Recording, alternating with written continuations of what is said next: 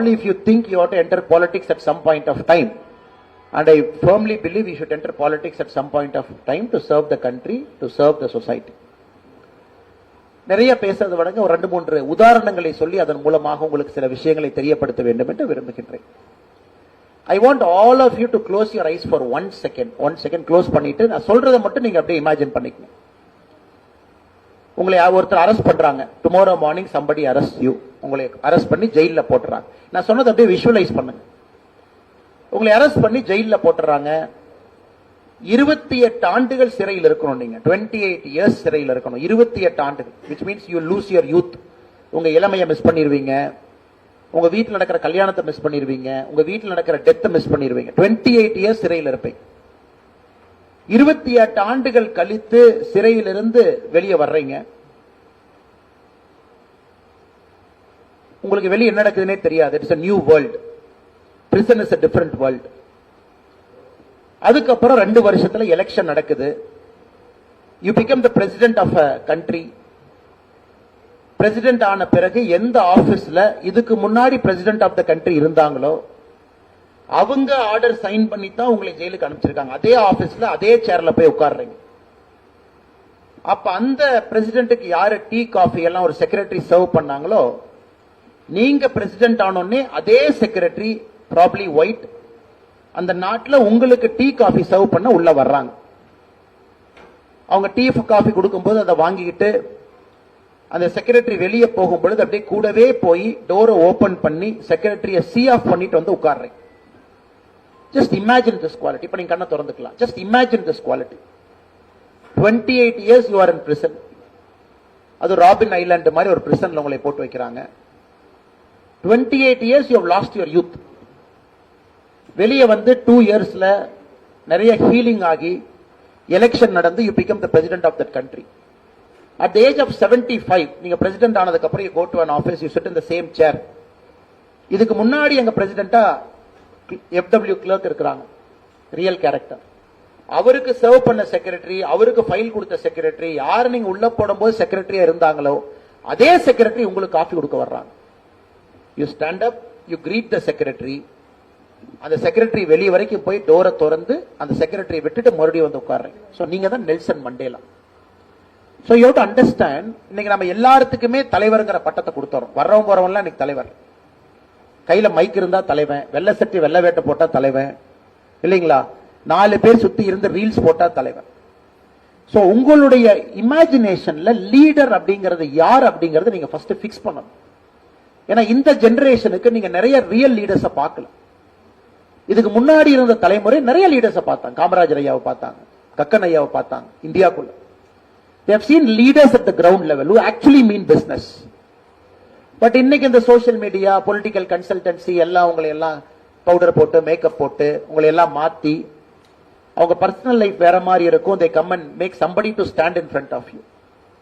அதனால ஃபர்ஸ்ட் இங்க இருக்கக்கூடிய குழந்தைகள் 70 பேர் யார் அந்த ஒர்க் ஷாப் வந்திருக்கீங்களோ, you have to understand Nelson Mandela எப்படிப்பட்ட leader. What kind of leader was Mandela? அவரை உள்ள போட்டவங்களையே மன்னிச்சு எந்தவித வன்மமும் இல்லாம கோபமும் இல்லாம அந்த கண்ட்ரியினுடைய ஹீலிங்காக அவர் பாடுபட்டு at the age of 75 he became the president of the country. The secretary வெளியே போய் அந்த புக் எழுதுறாங்க அந்த அம்மா, குட் மார்னிங் மிஸ்டர் மண்டேலான்னு. she wrote a book later. அவங்க சொல்றாங்க நெல்சன் மண்டேலா is a man of uncommon decency. uncommon decency. இந்த மாதிரி ஒரு டீசென்சி ஒரு ஹியூமன் பீயிங் நான் பார்த்ததே கிடையாது. Extraordinary love. அவருடைய அன்பை நான் எங்கேயும் பார்த்ததில்லை. இன்னைக்கு நீங்க ஒரு பொலிட்டிக்கல் லீடரா நீங்க வரணும், பொலிட்டிக்கல் ப்ராசஸ்க்குள்ள வரணும்னு நினைச்சீங்கன்னா ஐ வுட் எக்ஸ்பெக்ட் உங்களுக்கு 2 குவாலிட்டி இருக்கணும்னு நான் ஃபர்ஸ்ட் எதிர்பார்ப்பேன். You should have uncommon decency. ஏன்னா சமுதாயம் மத்தவங்க எல்லாத்தையும் விட்டுரும். அவங்களை நீங்க ரெப்ரசன்ட் பண்ண லீடரா வரும் பொழுது உங்களுக்கு சமுதாயம் வைக்கக்கூடிய பரீட்சை ரொம்ப கடினமான பரீட்சையா இருக்கும். உங்க மேல சமுதாயம் வைக்கக்கூடிய நம்பிக்கையும் கொஞ்சம் லேட்டா தான் வைப்பாங்க. ஆனா பரீட்சை ரொம்ப கடினமா இருக்கும். Uncommon decency. நீங்க ஃபண்டமெண்டலி ஒரு நல்ல ஹியூமன் பீயிங்கா, நல்ல மனிதனா நீங்க மாற கத்துக்கணும். நல்ல ஹியூமன் பீயிங், நல்ல human being. Uncommon extraordinary love. நீங்க எல்லாத்தையும் கடந்து வெளியே வர ஆரம்பிக்கணும். ஜாதி, மதம், ஒரு சித்தாந்தம், உங்களுக்கு பிடிக்கும் பிடிக்காது, எனக்கு கோவரு கோவராது, இதையெல்லாம் தாண்டி நீங்க மேல வர ஆரம்பிக்கணும். ப்ராப்ளி இந்த ஒர்க் ஷாப் இன்னைக்கு நாளைக்கு உங்களுக்கு நடக்கக்கூடிய ஒர்க் ஷாப், அதற்கப்புறம் வாழ்க்கையில நீங்க செய்ய போறது எல்லாமே இந்த ரெண்டு விஷயத்தை நோக்கி உங்க பயணம் இருக்கணுங்கிறது என்னுடைய ஆசை. அன்காமன் டீசென்சி, அதாவது சாதாரண மனிதன் இருக்கக்கூடிய டீசென்சியை விட உங்கள்கிட்ட அதிகமா இருக்கணும். எக்ஸ்ட்ரானரி லவ், நான் லவ்ங்கிற வார்த்தையை பயன்படுத்தலைங்க, எக்ஸ்ட்ரானரி லவ், எங்கேயும் யாரும் காட்டாத அன்பை விட நீங்க அன்பு அதிகமா காட்டணும். இந்த ரெண்டு குவாலிட்டி இப்ப யாரும் சொல்லிக் கொடுக்கிறது இல்லைங்க. These two qualities are very very important to begin a career in politics. அரசியலுக்குள்ள நீங்க வர்றக்கு. இரண்டாவது, எந்த எதிர்பார்ப்புமே இல்ல. Politics is a field where you should not expect anything. எதையுமே நீங்க எதிர்பார்க்க கூடாது. You should only enjoy the process. நான் எம்எல்ஏ ஆகணும், நான் எம்பி ஆகணும். மகாத்மா காந்தி உதாரணத்துக்கு எடுத்துக்கலாம். அவர் லைஃப்ல ஹோல்டு பண்ண ஒரே ஒரு பொசிஷன், ஒரு வருஷம் இந்தியன் நேஷனல் காங்கிரஸ் தலைவரா இருந்தார். மகாத்மா காந்தி 1918 இந்தியா வந்த பிறகு 1947 வரைக்கும் மகாத்மா காந்தி அவர்கள் கிட்டத்தட்ட 30 ஆண்டு காலம் அவருடைய லைஃப்ல only 1 year he was in a position, 29 years no position. So உங்களுக்கு வரக்கூடிய மரியாதை உங்க பொசிஷனுக்கு வரக்கூடாது. நீங்க தலைவரா இருக்கீங்க, ஆல் இந்தியா காங்கிரஸ் கமிட்டி தலைவர், ஏஐசிசி தலைவர் Mahatma Gandhi, so people respected him. No, 29 years Mahatma Gandhi is again a great leader because 29 ஆண்டுகள் எந்த பதவி எடுத்துக்கல, நெவர். அந்த ஒரு வருஷம் இருந்துட்டு வேண்டான்ட்டார். ஒரே ஆண்டு மட்டும்தான் அந்த கட்சியினுடைய தலைவரா இருந்தாங்க. சோ இதுல இருந்து மகாத்மா காந்தி இருந்து என்ன கத்துக்கிறீங்க? அவரு he walked the talk. அவர் என்ன நினைக்கிறாரு, அவர் எப்படி வாழணும்னு நினைக்கிறாரு, மக்களுக்கு யாருக்கு சர்வ் பண்ண நினைக்கிறாரு, அந்த மாதிரி முதல்ல அவர் இருந்தார். சோ இன்னையிலிருந்து என்னுடைய அன்பான வேண்டுகோள், மொமெண்ட் யூ டிசைட் நான் அரசியல்வாதி ஆகணும், மக்களுக்காக சேவ் பண்ணணும்னா உங்களுடைய மனதுல, உடம்புல, உங்களுடைய ட்ரெஸ்ல, நீங்க போடக்கூடிய எல்லா விஷயத்திலையும் ஒரு மாற்றம் வரும். நீங்க என்ன மாற்றத்தை முதல்ல பாக்குறீங்களோ அந்த மாற்றம் முதல்ல உங்ககிட்ட வந்தா தான் சுத்தி இருக்கிறவங்க உங்களை ஏத்துக்குவாங்க. மேபி உலகம் மாறுறதுக்கு லேட் ஆகும், மேபி நீங்க வாழக்கூடிய மாநிலம் மாறுறதுக்கு லேட் ஆகும், இட்ஸ் ஓகே. பட் நீங்க மாறிடணும் முதல்ல. இது இரண்டாவது குவாலிட்டி. காந்தி மாதிரி ஆட்கள் நாம் பார்க்கும் பொழுது, oh, so power is not in the chair, power is how you behave as a person அப்படிங்கிறது ரொம்ப தெளிவா நமக்கு தெரியுது. மூன்றாவது, இது மிக மிக முக்கியமானது, பாலிடிக்ஸ் இஸ் அ ப்ராசஸ். இதுல வெற்றி தோல்வி அப்படிங்கிறது ஒரு ஈவெண்ட் மட்டும்தான். இன்னைக்கு வர்ற எத்தனையோ பேரு ரொம்ப ஆர்வமா வருவீங்க, இளைஞர்கள் வருவீங்க. அதுக்கப்புறம் ஒரு சிஸ்டத்துக்குள்ள வரும் பொழுது நிறைய பிரச்சனைகளை நீங்க சந்திப்பீங்க. ஒரு ஆர்கனைஸ்ட் பொலிட்டிக்கல் பார்ட்டி, நீங்க எந்த அரசியல் கட்சியில ஜாயின் பண்ணாலும் it is an organised political party. அதுல விருப்பு வெறுப்பு இருக்கத்தான் செய்யும். அதனால நிறைய பேர் இன்னைக்கு பார்த்தோம்னா, நான் வந்தேன் எனக்கு மரியாதை கொடுக்கல, என்னை அங்க அனுப்பிட்டாங்க, நான் வந்தேன் எனக்கு பதவி இல்லை, என் சேரத்துக்கு ஓரத்துல போட்டாங்க. So you should train your mind to say, எதையும் எதிர்பார்க்காம சக்சஸோ ஃபெயிலியரோ அது எனக்கு ஒரு ஈவெண்ட் மட்டும்தான், இந்த பொலிட்டிக்கல் ப்ராசஸ நான் லவ் பண்ணி நான் செய்வேன். சோ பதவி வரும், பதவி போகும், எம்எல்ஏ ஆவீங்க, எம்எல்ஏ ஆகாம இருப்பீங்க, எம்பி ஆவீங்க, எம்பி ஆகாம இருப்பீங்க. இது எல்லாம் இளைஞர்கள் உங்க மனதிலிருந்து இருந்து கொஞ்சம் அப்படியே நீங்க சைடு கொண்டு வந்து, you should enjoy the process. நான் கிராமத்துக்கு போறது பிடிக்கும், மக்கள்கிட்ட பேசுறது பிடிக்கும், உங்க பிரச்சனை எனக்கு தெரிஞ்சுக்கணும்னு பிடிக்கும், அதை நான் 4 பேருக்கு சொல்ல பிடிக்கும். இதுதான் உங்களுக்கு பிடிக்கணுமோ தவிர பதவியின் மூலமாக வரக்கூடிய சுகங்களோ, பதவியின் மூலமாக வரக்கூடிய பிரஸ்டீஜோ, பதவியின் மூலமாக வரக்கூடிய விஷயங்கள். ஏன்னா பதவிங்கிறது இன்வேரியபிளி அது போய்த்தாங்க. That is the nature of life. இது மூன்றாவது. சின்ன சின்ன விஷயங்கள்ல ஸ்கில்ஸ் நீங்க எடுத்துக்கிட்டீங்கன்னா, மண்டேலா மாதிரி ஆட்களை இன்னும் கொஞ்சம் டீப்பா நீங்க ஸ்டடி பண்ணீங்கன்னா, Mandela is a phenomenal person because அவர் statesman, is not a politician. அதை தாண்டி ஸ்டேட்ஸ்மேன் ஆயிட்டார். இதை மோடி ஐயா ஒரு இடத்துல சொல்லியிருப்பாங்க, எந்த ஒரு மனிதன், அண்ணா நீங்க கொஞ்சம் உட்கார்ந்துங்கண்ணே, ஜெர்னலிஸ்ட் அண்ணே கொஞ்சம் உட்கார்ந்துங்கண்ணே, உங்களுக்கு பின்னாடி மறைக்கும். இதை மோடி ஐயா ஒரு இடத்துல சொல்லியிருப்பாங்க, எந்த ஒரு மனிதன் வாழ்க்கையில அவமானப்பட்டு துயரப்பட்டு நான் அவங்கள பழி வாங்கணும்னு நினைக்காம இருக்காங்களோ அந்த மனிதன் மட்டும்தான் மேல போக ஆரம்பிப்பான். So you all will find a way to punish somebody. உங்களை அவமானப்படுத்தியிருப்பாங்க, உங்களை கேவலப்படுத்தியிருப்பாங்க, இன்சல்ட் பண்ணியிருப்பாங்க, உங்க ஈகோவை ஹர்ட் பண்ணியிருப்பாங்க. ஃபர்ஸ்ட் அவைலபிள் ஆப்பர்ச்சுனிட்டி நீங்க பழி வாங்க போவீங்க. Because power is in your hand. நான் பவர் இல்லாதப்ப நீ எவ்வளவு பண்ணீங்க, இப்ப என் கையில பவர் வந்துருச்சு, நான் உங்களை சும்மா விட மாட்டேன் அப்படின்னு நீங்க நினைச்சீங்கன்னா you can never become a statesman. ஒரு ஸ்டேட்ஸ்மேனுடைய அடிப்படை தகுதி யாராக இருந்தாலும் மன்னித்து விட்டு அடுத்த கட்டத்துக்கு போகிறத நீங்க கத்துக்கணும். ஏன்னா இன்வேரியபிளி இந்த ஃபீல்டில் உங்களை இன்சல்ட் பண்ணுவாங்க. இன்வேரியபிளி இந்த ஃபீல்ட்ல உங்களை அவமானப்படுத்துவாங்க. இன்வேரியபிளி இந்த ஃபீல்டுல ஏதாச்சும் ஒரு தவறுகள் உங்கள் மீது நடக்கும். அதையெல்லாம் நீங்க மறக்க கத்துக்கணும், புறக்கணிக்க கத்துக்கணும், அதையெல்லாம் தாண்டி போக கத்துக்கணும். இது மிக மிக முக்கியமான குவாலிட்டி. இது நீங்க ஏன்னா பவர்ங்கிறது பழி வாங்குறதுக்கு மட்டும் நம்ம யூஸ் பண்ணிட்டு இருக்க முடியாது. எத்தனை பேருக்கு பழி வாங்குவீங்க? பழி வாங்க மட்டும் ஆரம்பிச்சீங்கன்னா உங்களுக்கு அதுக்கே நேரம் போயிடும். நீங்க அந்த சேர்ல உட்கார்ந்து ஒரு லிஸ்ட போட்டு, நம்மளே எதிர்கட்சியில் இருக்கும்போது இந்த ஆபீசர் சரியா பேசல, டிரான்ஸ்பர் தூக்கி தண்ணி இல்லாத காட்டுக்கு போடு, அவர் நம்ம போகும்போது கோயில்ல மரியாதை கொடுக்கல, இவரத்துக்கு இங்க மாத்து, அந்த எம்எல்ஏ நம்மளை பத்தி அப்படி பேசினாரு, விஜிலன்ஸ் கூப்பிட்டு ரைட் அடிக்க சொல்லு, நம்ம கட்சிக்காரன் இவன் 4 பேர் நம்மள இப்படி பண்ணா, அவனோட செல்போன்ல ஒட்டு கேட்டு அவன் மேல இப்படி பண்ணு, இன்டெலிஜென்ஸ் கூப்பிட்டு பிரீஃபிங் கொடு. இதை மட்டும் ஒரு சீஃப் மினிஸ்டரோ ஒரு பவர்ஃபுல் ஆளோ இதை மட்டும் பண்ணிக்கிட்டு இருந்தா உங்களை நம்பி ஓட்டு போட்டவங்களுக்கு எப்ப நீங்க வேலை செய்வீங்க?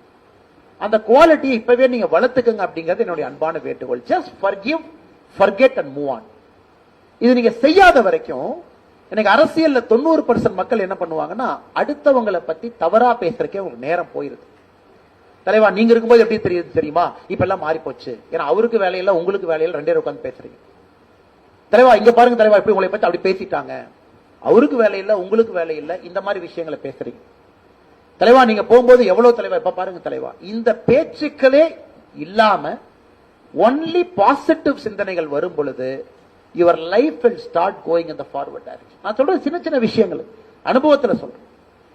ஃபர்ஸ்ட் விஷயம், மண்டேலாவுடைய கிரேட்னஸ் பாத்தீங்கன்னா, தன்னை யாரு கேவலப்படுத்தினாங்க, தன்னை யாரு ஜெயில போட்டாங்க, 28 ஆண்டுகள் சிறையில, கடைசி 12 ஆண்டுகள் தனிமை சிறையில ராபின் ஐலண்ட். நீங்க கையை நீட்டினீங்கன்னா கூட 2 கையும் அந்த பிரிசனுடைய செவரை தொடும், அவ்வளவுதான் மண்டேலாவுடைய. அதுக்குள்ள 12 ஆண்டுகள், மொத்தமாக 28 ஆண்டுகள். அவர் வந்த பிறகு ஒருத்தர் மேல கூட ஒரு பனிஷ்மெண்ட் கொடுத்தார், not even a single person. அவர் பிரசிடென்ட் ஆஃப் சவுத் ஆப்பிரிக்கா ஆன பிறகு அந்த ஜெயிலரை கூப்பிட்டு வச்சு செய்வோம், இந்த ஜட்ஜை கூப்பிட்டு தண்ணி எல்லாம் காட்டு, if just forget everything, he said look, rainbow நேஷனா உருவாக்கி அடுத்த கட்டத்துக்கு போலாம், எல்லாம் வாங்க. That is why Mandela is a statesman. நீங்க லைஃப்ல எத்தனையோ புத்தகங்கள் படிப்பீங்க.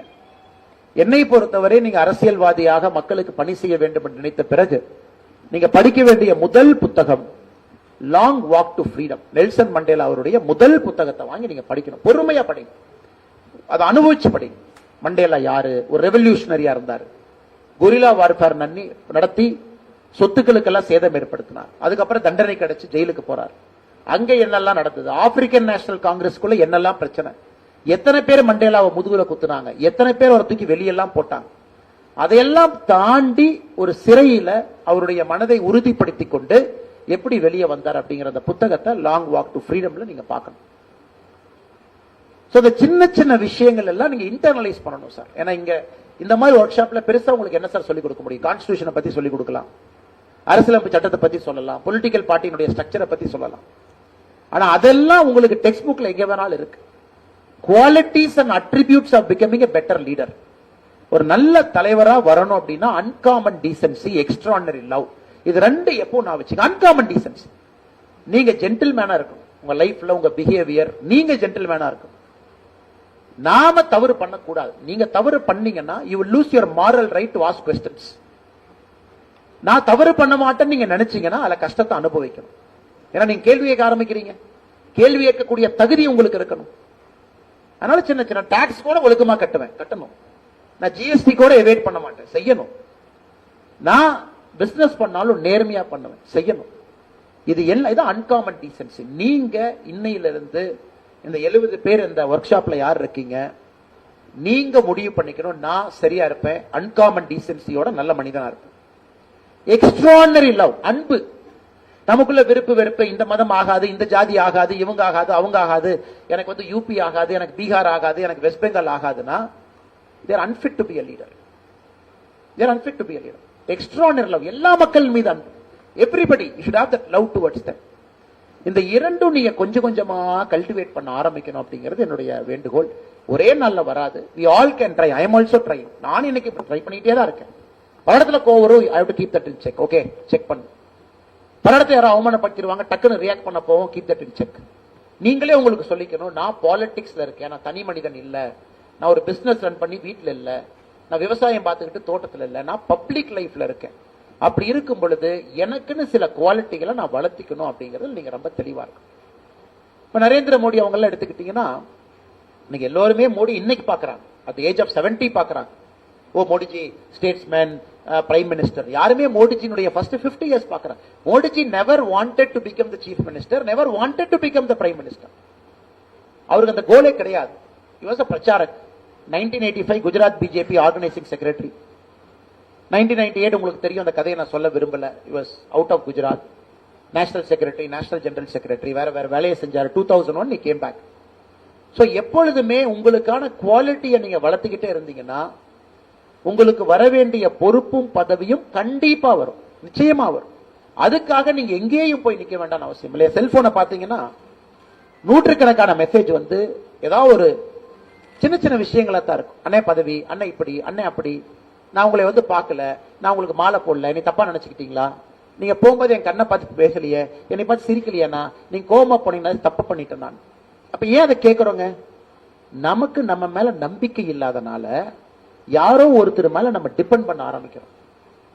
உங்களுக்கு உங்க மீது நம்பிக்கையும், உங்கள் வேலையின் மீது நம்பிக்கையும், உங்கள் நேர்மையின் மீது நம்பிக்கையும், மக்களுக்கு நான் பணி செய்யறேன் அப்படிங்கிற கர்வமும் உங்களுக்கு இருக்கும் பொழுது நீங்க யாரோடமும் அவங்கள பார்த்து அவங்களுடைய கடைக்கண் பார்வை உங்க மேல படணுமா அப்படிங்கிற அவசியமே உங்களுக்கு இல்லை. அந்த மாய வலையிலிருந்து நம்ம வெளியே வரணும். So first you should be leaders of your own might. நீங்க அப்படி இருக்கணும்.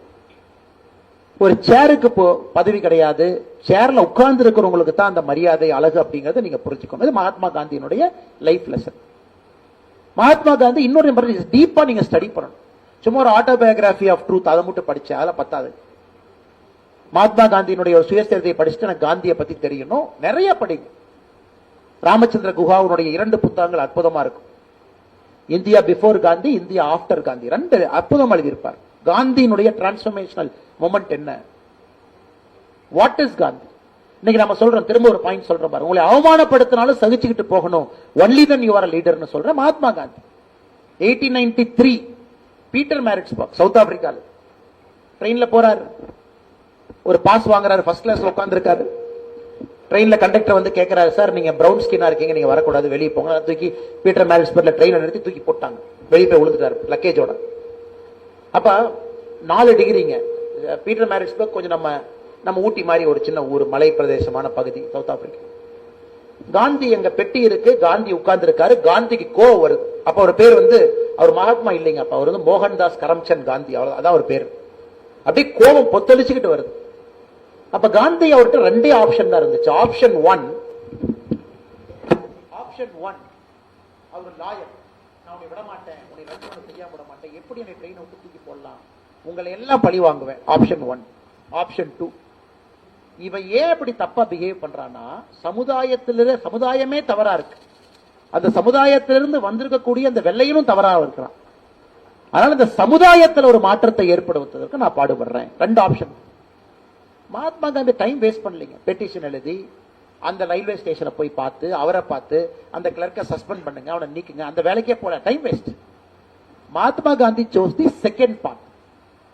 சோ அன்னைக்கு நைட்டு தான் மோகன்தாஸ் கரம்சந்த் காந்தியா இருக்கிறவரு மகாத்மா காந்தி அன்னைக்கு நைட்டு மாறுறாரு. ஏன்னா நான் மன்னிக்கிறேன், சமுதாயத்தினுடைய மாற்றத்திற்காக பாடுபட போறேன், நான் அடுத்த கட்டத்துக்கு போறேன். சின்ன சின்ன குறிப்பு, சின்ன சின்ன குறிப்பு, சின்ன சின்ன எவ்வளவு எழுதுறாரு யோசிப்பார். மகாத்மா காந்தி மாதிரி ஒரு எழுதின தலைவர்கள் சமகாலத்தில் யாருமே கிடையாது. He wrote so much.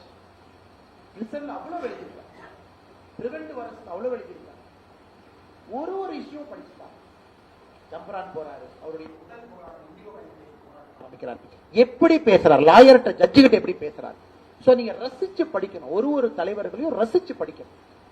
சும்மா மேம்போக்கா படிக்கிறத விட நீங்க பாலிடிக்ஸ் வந்துட்டீங்க, நீங்க நான் மக்களுக்கு பணி செய்யறேன்னு முடிவு பண்ண பிறகு ஒரு உங்களுக்கு பிடித்த தலைவர்களை ரசிச்சு படிக்கணும். எப்படி அவங்க மாறினாங்க, அவங்க குவாலிட்டி என்ன, அவங்க ஆட்ரிபியூட் என்ன, எப்படி அவர்களால மக்கள் மனதை வெல்ல முடிஞ்சது, மண்டேலா யாரு, காந்தி யாரு, எல்லாத்தையும் படிக்கணும். சர்தார் வல்லபாய் பட்டேல் அவங்க யார், ஏன் அவர் அமுல் ஆரம்பிச்சார். இன்னைக்கு நம்ம அமுல் பத்தி பேசுறோம். ஏடா குஜராத் கோஆபரேட்டிவ் எப்ப ஆரம்பிச்சார், எதுக்கு ஆரம்பிச்சார், ஒன்னையும் நீங்க படிக்கும் பொழுது அந்த குவாலிட்டி உங்களுக்கு வர ஆரம்பிச்சு. அந்த மாதிரி நீங்க வாழ்க்கையை வாழ ஆரம்பிச்சு.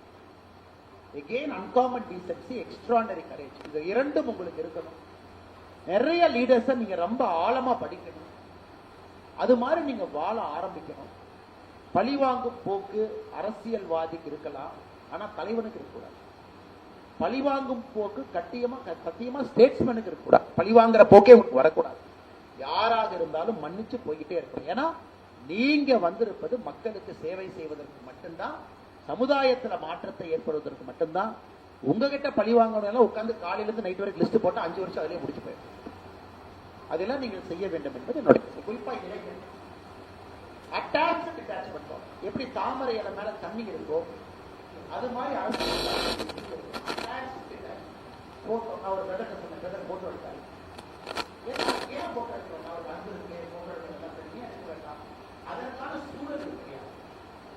போட்டோ எடுக்கிறதோ மாலை போடுறதோ இலக்கியம் அண்ணாமலை சொல்றதுக்கான இடைக்கு கிடையாது. இது ஒரு பயிற்சி.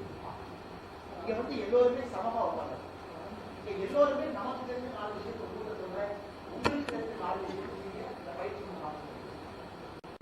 ஒரு இடத்துக்கு போகும்போது ஒரு லீடருக்கு ஒரு செல்ஃப் டிசிப்ளின் எப்படி இருக்கணும், நான் எப்படி இருக்கணும், என் சமுதாயம் என்ன எதிர்பார்க்குது, நான் எப்படி இருக்கணும், இந்த மாதிரி சின்ன சின்ன விஷயங்கள் எல்லாமே நீங்க கற்றுக்கொள்ள வேண்டும் என்பது அது குறிப்பா இளைஞர்.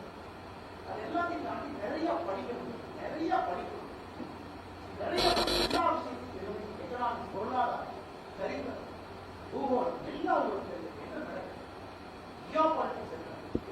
ஏன்னா நீங்க அரசியலுக்கு வரணும், பொது வாழ்க்கைக்கு வரணும் முடிந்த பிறகு, அரசியலுக்கு வரணும், பொது வாழ்க்கைக்கு நான் வரணும் என்று நீங்கள் முடிவு செய்த பிறகு நீங்க செய்ய வேண்டியதெல்லாம் உங்களை மேம்படுத்திக்கிட்டே இருக்கணும் sir. You have to keep improving your self.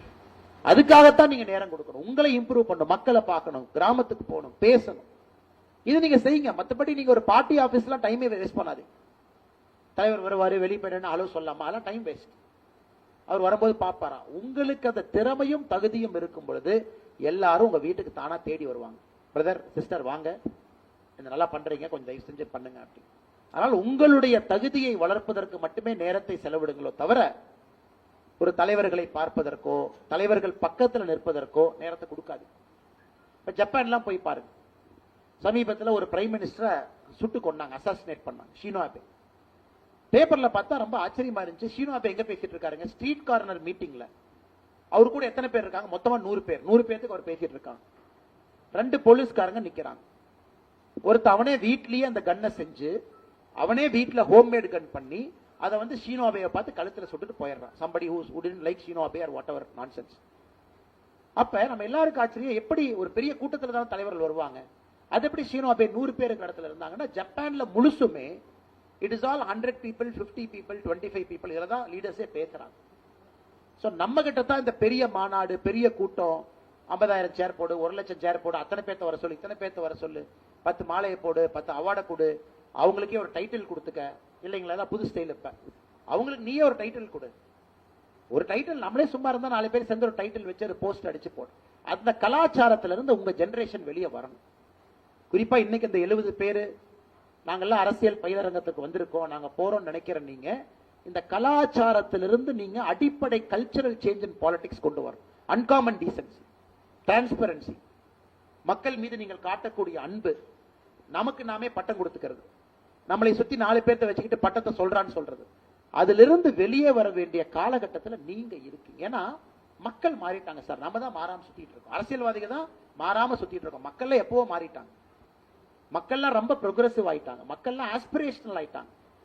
அரசியல்வாதிகள் நாம் இன்னும் பழைய டேப் ரெக்கார்டர் மாதிரி அதே பாட்டை திரும்ப திரும்ப தேஞ்சு போன டேப் ரெக்கார்டரை போட்டிட்டு இருக்கோம். ஒரே மோடஸ் ஆபரண்டி, ஒரே செட் பேட்டர்ன். சோ நீங்க இன்னோவேட்டிவா பாலிடிக்ஸ் யோசிக்கணும், ரொம்ப இன்னோவேட்டிவா யோசிக்கணும். பர்சனலைஸ்ட் கம்யூனிகேஷன், 1-to-1 ரீச் பண்ண பார்க்கணும். ஒரு வாக்காளனுக்கும் 1-to-1, பொதுவா 100 பேர் உட்கார வச்சு பேசுறதுக்கும் தனித்தனியா 1-to-1 கம்யூனிகேஷனுக்கும் டெக்னாலஜி வந்துருச்சு, ஆர்டிபிஷியல் இன்டெலிஜென்ஸ் வந்துருச்சு. நீங்க உட்கார்ந்து இருக்கீங்க, அக்கா ராதா அப்படி நீங்க சொன்னீங்கன்னா ஏஐல அதே மாதிரி பண்ணி பர்சனலா கொடுக்க முடியும். உங்க வாய்ஸ் ஏஐல மாத்தி அன்பு சகோதரர் கீர்த்திவாசன் அவர்களே அப்படின்னு பேச முடியும். இது எல்லாம் நீங்க கத்துக்கணும், பயன்படுத்தணும். இதெல்லாம் இப்ப கூடிய இளைஞர்கள், படித்தவர்கள், அதனால தான் கேட்டேன் எத்தனை பேர் ப்ரொஃபஷனலா இருக்கிறீங்க இங்க வந்திருக்கீங்க. உங்களுடைய டெக்னாலஜி எல்லாத்தையும் நீங்க அரசியல்ல பயன்படுத்தணும். எப்படி 1-to-1 கொண்டு வரலாம், மக்கள்கிட்ட உங்களுடைய ரீச் எப்படி இம்ப்ரூவ் பண்ணலாம். உங்களுடைய சோசியல் மீடியா ஃபீட்ஸ் இருக்கும், உங்களுடைய பர்சனல் வெப்சைட் இருக்கும். One to one communication. அதாவது மக்கள் நினைக்கணும் நீங்க எங்க இருந்தாலும் ஒன் டு ஒன் உங்கள்கிட்ட பேசணும்னு. மக்கள் இன்னைக்கு முடியல, இன்னைக்கு இல்ல. இவ்வளவு பெரிய கூட்டத்தில் எப்படி ஒன் டு ஒன் பேசுவீங்க? சோ உங்க காலத்துல எவ்வளவு கோடி மக்களாக இருந்தாலும் ஒன் டு ஒன் பேசுவதற்கு நீங்க உங்க டெக்னாலஜி பிளாட்ஃபார்மை பயன்படுத்தணும். டைரக்ட் மெசேஜ், இன்டைரக்டா போடுங்க, மெசேஜ் பண்ணுங்க. அதை எப்படி பண்ணுவீங்கன்னு தெரியலங்க. I'm just telling you. Artificial intelligence இருக்கறனால பெரிய ஒரு மாற்றம் வரப்போகுது. அதெல்லாம் நீங்க தயாராகும். அது எல்லாவற்றையும் தாண்டி இன்னைக்கு வாக்காளர்கள் முழுவதுமாக வித்தியாசமான வாக்காளர். கிட்டத்தட்ட 40% எலெக்ஷனுக்கு ஒரு வாரம் இருக்கும்போது தான் முடிவே பண்றாங்க யாருக்கு ஓட்டு போட போறாங்க. அப்படின்னா லேட்டா கமிட் பண்றாங்க, ஏர்லியரா கமிட் பண்ணல. ஏர்லியரா யார் கமிட் பண்ணுவாங்க? சித்தாந்தம் இருக்கக்கூடியவங்க முதல்ல கமிட் பண்ணுவாங்க. சார் யாரா வேணாலும் இருக்கட்டும், நான் டிஎம்கேனா டிஎம்கே, ஏடிஎம்கேனா ஏடிஎம்கே, பிஜேபினா பிஜேபி, காங்கிரஸ்னா காங்கிரஸ். ஆனா இன்னைக்கு அந்த சித்தாந்தத்திலிருந்து மக்கள் வெளியே வர ஆரம்பிச்சிட்டாங்க. So 40% voters are late committers. அவங்க கடைசி ஒரு வாரத்துல தான் கமிட் பண்றாங்க. அப்ப உங்களுக்கு புரிஞ்சுக்கணும், மக்கள் சித்தாந்தத்தை மட்டும் பார்க்கல, சித்தாந்தத்தை தாண்டி வெளியே வந்து பார்க்கறாங்க. சோ உங்களுடைய சமகால அரசியல் இதெல்லாம் நீங்க பாப்பீங்க. சோ ஒரு வாக்காளன் பல விஷயத்தை பார்க்கறான்.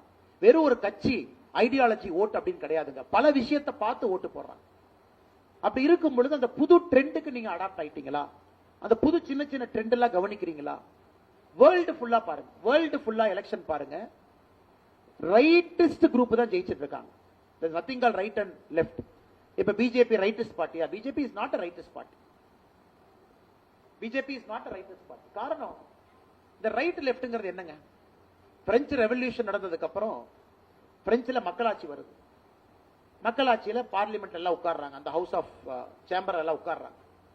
அப்ப யாரெல்லாம் ஸ்பீக்கருக்கு ரைட் சைடுல உட்கார்ந்தாங்களோ அவங்களுக்கு சேஞ்ச் வேணும். யாரெல்லாம் ஸ்பீக்கருக்கு லெஃப்ட் சைடு உட்கார்ந்து இருந்தாங்களோ அவங்களுக்கெல்லாம் சேஞ்ச் வேண்டாம், பழைய மொனார்கி மாதிரியே இருக்கணும். யாரெல்லாம் சென்ட்ரல் உட்கார்ந்தாங்களோ அந்த சேம்பர்ல அவங்க இது வேண்டாம் அது வேண்டாம் கொஞ்சம் லைட்டா பண்ணலாம். சோ யாரெல்லாம் சேஞ்ச் வேணும்னு சொல்றாங்களோ ரைட்டிஸ்ட் ஆயிட்டாங்க, யாரெல்லாம் ஸ்டேட்டஸ் கோ வேணும்னு சொல்றாங்களோ லெப்டிஸ்ட் ஆயிட்டாங்க. அதை அப்படியே கொண்டு வந்து ஒரு பொலிட்டிக்கல் பார்ட்டி மேலேயே நம்ம அப்புறம் பிஜேபி இஸ் ரைட்டிஸ்ட் பார்ட்டி இல்ல. ஒரு லெப்ட் பார்ட்டி செய்யறதை விட பிஜேபி செய்யுது. இத்தனை பேத்துக்கு லோனு, இத்தனை பேத்துக்கு வீடு, இத்தனை பேத்துக்கு ரேஷன் அட்டை, இத்தனை பேத்துக்கு அரிசி, இத்தனை பேத்துக்கு தானியம். அப்ப பிஜேபி லெப்டிஸ்ட் மட்டுமா? ரோடு போடணும், ஏர்போர்ட் கட்டணும், ரைட்டிஸ்ட் வேலையும் பாக்குது. அதனால இன்னைக்கு இந்தியால எந்த கட்சியுமே, காங்கிரஸ் ஆக இருக்கட்டும் பிஜேபி ஆக இருக்கட்டும், ரைட் லெப்ட் எங்கேயுமே நீங்க அடைக்க முடியாது. You cannot push them into right or left. மாறிடுச்சு. அப்ப மக்கள் சித்தாந்தத்தை தாண்டி வேற ஏதோ பாக்குறாங்க. You have to understand. Okay, என்ன பாக்குறாங்க? ரைட் லெஃப்ட் தாண்டி ஏதோ பாக்குறாங்க. 40% ஆஃப் பீப்பிள் லேட்டா கமிட் பண்றாங்க அக்ராஸ் த வேர்ல்டு. நீங்க பாருங்க, நம்ம பிஎம் சார் பல இடத்துக்கு போயிருக்காங்க. இன்னைக்கு பிரேசில் இருந்து ஆரம்பிச்சு எல்லா கண்ட்ரியும் பாருங்க. இன்னைக்கு வர அரசியல்வாதிகள் என்ன சொல்றாங்க?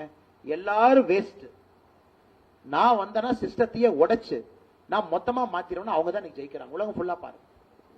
அது சில பேர், சேவியர் மேலி, லாட்டின் அமெரிக்கால ஒரு பிரசிடென்ட், அவர் எலெக்ஷன் கேம்பெயினே பாத்தீங்கன்னா ஒரு பெரிய சாக்கட்டர் தூக்கிட்டு வந்தார். சாக்கட்டர், அந்த சூப்பர்மேன் எல்லாம் பாத்தீங்கன்னா அந்த சாக்கட்டர், அந்த மர வெட்டுறக்கு ஒரு கருவி எடுத்துட்டு வந்தார். அவர் அவருடைய எலெக்ஷன் கேம்பெயின் யூடியூப்ல பாருங்க. நான் வந்தனா மொத்தமா சிஸ்டத்தையே வெட்டி தூக்கி வீசுறேன்னு சொல்லிட்டு அந்த சாக்கட்டரை ஆன் பண்ணி மக்களுக்கு காட்டுவார். நான் வந்தனா உங்களுக்கு பாக்குறதுக்கு என்ன பைத்தியக்கார மாதிரி இருக்கும், என்னடா இப்படிலாம் பண்றாரு. அப்புறம் அவங்க பாத்தீங்கன்னா டிபார்ட்மெண்ட் பேர்ல எழுதி வச்சிருப்பாரு, department of finance, department of energy. நான் வந்தனா என்ன பண்ணுவேன்னா எல்லா டிபார்ட்மெண்ட்டையும் உடைச்சு ஒரு டிபார்ட்மெண்ட் வேண்டாம் எல்லாத்தையும் வீட்டுக்கு அனுப்பிடுவேன். நான் வந்தனா 50% அரசு ஊழியர்களை வீட்டுக்கு அனுப்பிடுவேன். இப்படித்தான் கேம்பெயினே பண்ணாரு. ஹையஸ்ட் மெஜாரிட்டியில ஜெயிச்சு வந்தார். சோ இப்படி இருக்காங்க. சோ இத்தாலி மாதிரி பிரைம் மினிஸ்டர்ஸ் பாத்தீங்கன்னா அவங்க ஒரு மாதிரி பழைய இத்தாலியினுடைய ரெனேசன்ஸை கொண்டு வர்றேன், எக்ஸ்ட்ரீம் ரைட்டிஸ்ட், அவங்க ஜெயிக்கிறாங்க. நெதர்லாண்ட்ஸ்ல பாருங்க, நெதர்லாண்ட்ஸ் வந்து ரைட்டிஸ்ட் எல்லாம் தாண்டி ரைட்டிஸ்ட், அவங்க ஜெயிக்கிறாங்க. ஜெர்மனில புதுசா ஆரம்பிச்ச கட்சி ஏஎஃப்டிங்கிற ஒரு கட்சி, எங்க ஊருக்கு இமிகிரேஷனே வரக்கூடாது, ஜெர்மன்ஸ்க்கு மட்டும்தான், 20.5% ஓட்டு வாங்கியிருக்காங்க. ஸ்ரீலங்கால பாருங்க 3% வாக்கு இருந்த ஒரு கட்சி இன்னைக்கு ஒரு பிரசிடென்ட் ஆயிருக்காரு இந்த எலெக்ஷன். அப்ப உலகம் ஃபுல்லா என்ன நடக்குதுன்னா, மக்கள் யாரெல்லாம் நான் மாற்றத்தை கொடுப்பேன்னு சொல்றாங்களோ அவங்க பக்கம் மக்க போறாங்க. நான் மாற்றத்தை கொடுக்கறேன், அடிப்படையே நான் மாத்துறேன், புதுசா ஒரு சிஸ்டத்தை கொண்டு வர்றேன். சோ அப்ப மக்களுக்கு என்ன? மக்களுக்கு மாற்றம் வேண்டும், தொடர்ந்து மாற்றம் வேண்டும். அக்ராஸ் த வேர்ல்டு எலெக்ஷன் பாருங்க, அதுவும் எவ்வளவு ரேடிக்கலா பேசுறீங்களோ அவ்வளவுக்கு அளவு ஓட்டு. எவ்வளவு ரேடிக்கல். தமிழ்நாட்டில் நேற்று பார்த்து ஒரு அரசியல் கட்சி தலைவர் மாட்டெல்லாம் நிக்க வச்சு பேசிட்டு இருந்தார். என்ன மாடெல்லாம் வாக்காளர் உரிமை கேட்குது. சோ இன்னைக்கு மக்கள் ரொம்ப ராடிக்கலா போறாங்க. இன்னொரு அரசியல் தலைவர் மரமேறிட்டு இருக்காரு. So we are seeing everything. அவங்க பண்றது எதுவும் உங்களுக்கு தப்பு சரினே இல்லைங்க. எல்லாரும் ராடிக்கலா மூவ் பண்ண ஆரம்பிச்சிட்டாங்க. மக்களுடைய மனசை கவரணும். மக்கள் அப்பதான் ஓ இவங்க ஒரு மரமேறி ஏதோ பண்றாரு, மாற்றத்தை இவர் கொடுப்பாரா பாக்குறாங்க. சோ இன்னைக்கு பொலிட்டிக்கல் லீடர்ஸ் ஒரு பக்கம் எக்ஸ்ட்ரீம்ல இருக்காங்க, எல்லாத்தையும் செய்யறாங்க. சேவியர் மேலி, மெலோனி, எத்தனையோ தலைவர்கள், வாண்டர்வார்ஸ் நம்ம நெதர்லாண்ட்ஸ்ல, எல்லா இடத்துலயும் பாருங்க எக்ஸ்ட்ரீம்ல இருக்காங்க. ஆனா உங்களுக்கு எனக்கு அது எக்ஸ்ட்ரீமா தெரியும், ஆனா மக்களுக்கு அது எக்ஸ்ட்ரீமா தெரியல. மக்களுக்கு மாற்றத்தை கொடுக்குறாங்க, நம்ம ஓட்டு போடணும். சோ அதனால நீங்க ஒரு ஒரு தலைவரையும் ஸ்டடி பண்ணும், யாரையுமே ஒதுக்காதீங்க, யாரையும் ஒதுக்காதீங்க. ட்ரம்ப் அவர்களை தயவு செஞ்சு ஒதுக்காதீங்க. என்னங்க ட்ரம்ப் காலைல 2 மணிக்கு ட்வீட் போடுறாரு, என்ன போடுறாரு யாருக்குமே தெரியல. நேத்து யாரோ சொன்னாங்க ட்ரம்ப் அவங்க இந்த டாரிஃப்காக லெட்டர் எழுதி எல்லாத்துக்கும் அனுப்புறாங்க, நான் டாரிஃப் போட போறேன். நேத்து ஒருத்தர் ஆன்லைன்ல பார்த்தேன், அவர் எழுதின லெட்டர்ல கிராமட்டிக்கல் மிஸ்டேக் மட்டுமே 26 மிஸ்டேக் இருந்துச்சு. ட்ரம்ப் அவங்க எழுதினது 26 கிராமட்டிக்கல் மிஸ்டேக் இருந்துச்சு. கமாவுக்கானா கேபிட்டல் லெட்டர், இங்க ஸ்பேஸ் உள்ளின், அதெல்லாம் யாரும் பார்க்கலைங்க. Trump has become very radical. அவருக்கு தெளிவா இருக்கு, என் பேஸுக்கு நான் போகணும், என்னை மாற்றத்துக்காக மக்கள் வாக்களிச்சாங்க, அவங்களுக்கு நான் அப்பீல் பண்ணணும். Is very clear. அப்ப நீங்க இன்னைக்கு ஒரு பொலிட்டிக்கல் ஃபீல்டுன்னு வந்ததுக்கு அப்புறம் எல்லாத்தையும் ஸ்டடி பண்ணணும், யாரையுமே ஒதுக்காதீங்க. அவங்க ரைட்டா இருக்கட்டும், லெப்டா இருக்கட்டும், சென்ட்ரிஸ்டா இருக்கட்டும், தமிழ்நாட்டில் முதலமைச்சர் இருக்கக்கூடிய ஸ்டாலின் அவர்களாக இருக்கட்டும், எதிர்கட்சி தலைவராக இருக்கட்டும், அண்ணன் சீமான் அவர்களா இருக்கட்டும், விஜய் அவர்களா இருக்கட்டும், யார் இருந்தாலும் எல்லாத்தையும் ஸ்டடி பண்ணணும்.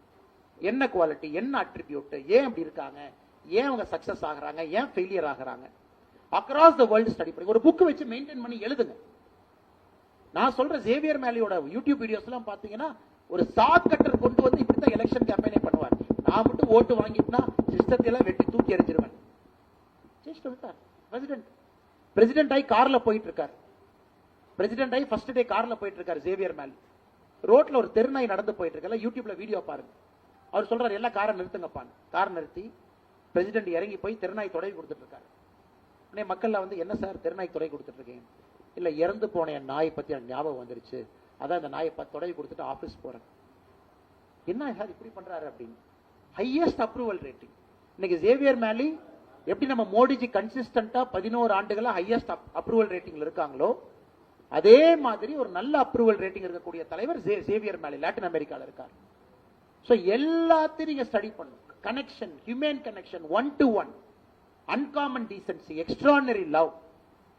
இன்னொன்னு, நமக்கு இன்னைக்கு பாலிடிக்ஸ் சாதாரணமா என்ன போச்சுனாங்க, எல்லாத்தையும் கிரிட்டிசைஸ் பண்றது சாதாரணமா ஆயிடுச்சு. இவன் சரி இல்லைங்க, அவன் சரி இல்லைங்க, அவன் சரி இல்லைங்க.